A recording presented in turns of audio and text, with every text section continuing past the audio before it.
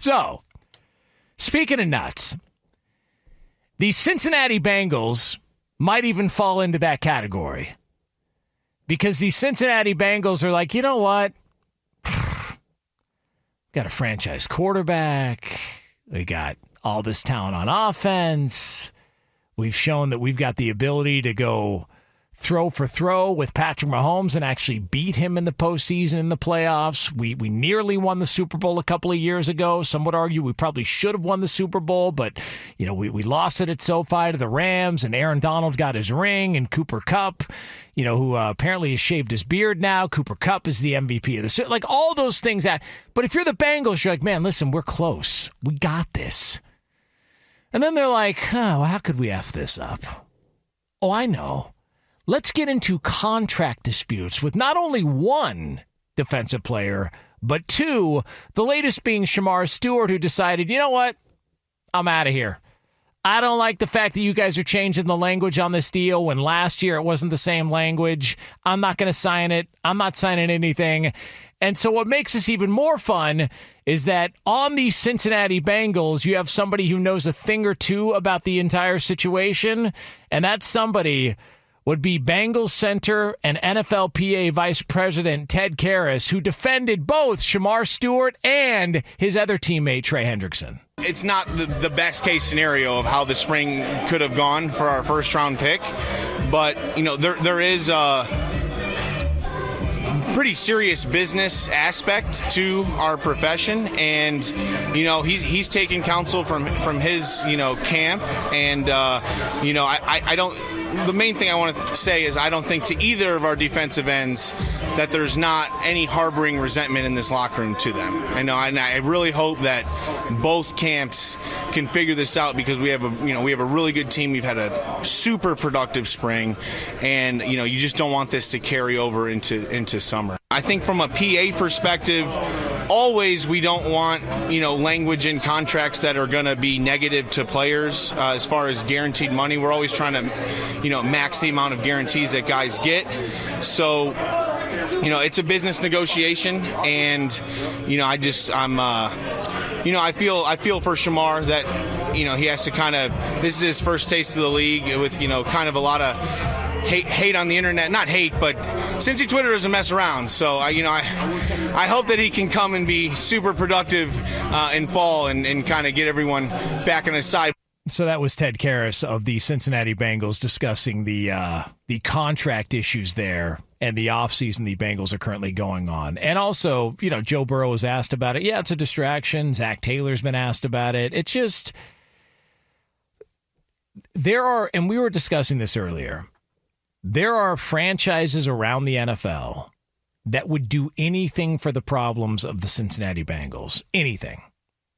Where if you were to ask a friend, you'd pull them aside and say, hey, so here is your problem, quote unquote. You've got a franchise quarterback, a guy who's got the chance to be a Hall of Famer, a guy who's been talked about. Troy Aikman has called him maybe his favorite quarterback of all time.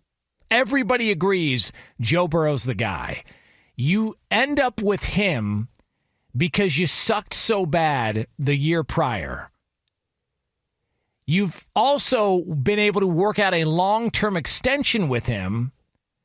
You've got Jamar Chase, who's one of the best wide receivers in the... You've got all of this at your disposal. You've shown the ability to beat the team that is the dynasty of your era. You were the boogeyman potentially going into the playoffs last year. So all of that is yours. And you just get this feeling that somehow, some way, the Bengals are going to screw this up. They've got all of this potential, all of this opportunity. The window is open, and they're going to put a board over it. Somehow, some way. You just get that impression. You get that vibe. And if I'm Bengals ownership, dude, figure out a way to get Trey Hendrickson in the door and signed. Figure out a way to get Shamar Stewart's contract work out and go back to the deal that was signed last year from it's like, why? Why get in the way of all this? And we've talked about it on the show before. some organizations cannot help themselves. Do you want an NBA comp for you? How about the New York Knicks, who put the Nick in nickel and dime with the way that they operate? And you should have known that this is exactly how the Knicks were going to operate based on the way that they celebrated after getting past the second round. And I was on record, and Knicks fans got upset about it and got pissy about it because I pointed out the fact that, it is kind of pathetic. This is supposed to be Madison Square Garden. This is supposed to be the Knicks. This is supposed to be New York. This is market number one, blah, blah, blah, blah, blah. And the Knicks operated like the Sacramento Kings did years ago when they hung a Summer League title banner up at the arena. You got past the second round, and people were climbing stuff in the streets. And then 2 wins later, you fire your coach. But don't worry, they've got a plan. If you don't believe me, believe the Hall of Famer, Charles Barkley. He was on NBA TV. And Charles Barkley spoke about this quote-unquote plan by the New York Knicks. The Knicks got to be the stupidest damn people in the world. Like, you don't fire no good coach like that and don't have a plan. I mean, Tibbs did a hell of a job. Obviously, something's going on there, but you don't have a plan. And now the 3 coaches turn you down. You got to have a plan, man. And they don't have a plan now. I mean, I don't know what the hell they're going to do. Nobody does. Nobody does. But it's funny because all these Knicks fanboys who want to defend the team are like, listen, don't worry about it. They got an idea. They know exactly what they're doing. Oh, yeah?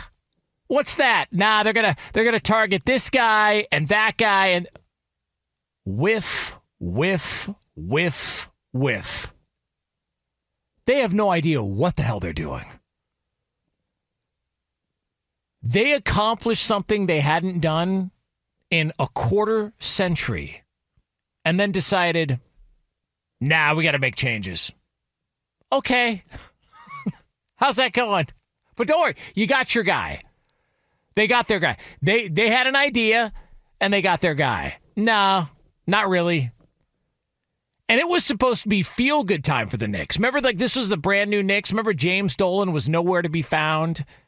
Like JD in the straight shot. I think we're doing cover sets at some local pub in Manhattan somewhere, a couple of blocks away. Like, they were nowhere to be found. I don't even know if he was at the games. Nobody talked about the Charles Oakley stuff. Nobody's even bringing up the fact that, Tracy Morgan, who's basically Nostradamus, Tracy Morgan blew chunks on the court during a game, which might have been an indication that, like, hey, guys, I know this seems cool and all right now, but it's going to go poorly. Guy just lost his lunch, and it looked like he lost the previous 3 lunches as well, too. But don't worry, the Knicks are making a run, man. Yeah, Timothy Champagne or whatever his name is show up with one of the Kardashians. Everybody, God, the Knicks are back. The Knicks are back. And then they fire their head coach that got them to a place they hadn't been in a quarter century. But they got a plan. Everything's going to be fine. The Knicks got this. They got it figured out. And it's almost as if James Dolan was like, you know what, man, you guys are doing way too good, and I'm nowhere to be found. I want to put my fingerprints on this. I want to make my mark. Okay? How's that going? It's like the Bengals have a window here, an opportunity, and somehow, some way, you just get the feeling they're going to screw it up. The Knicks do something they hadn't done in 25 years. And somehow, some way, they're going to screw it up. They can't help themselves. This is the way they operate, and that's why when organizations get labeled as dysfunctional or there's skepticism about an organization from the quote-unquote national media, the people locally get all upset and all hot and bothered about it. It's like, dude, take a step back and look at the big picture, and it's going to tell you everything you need to know.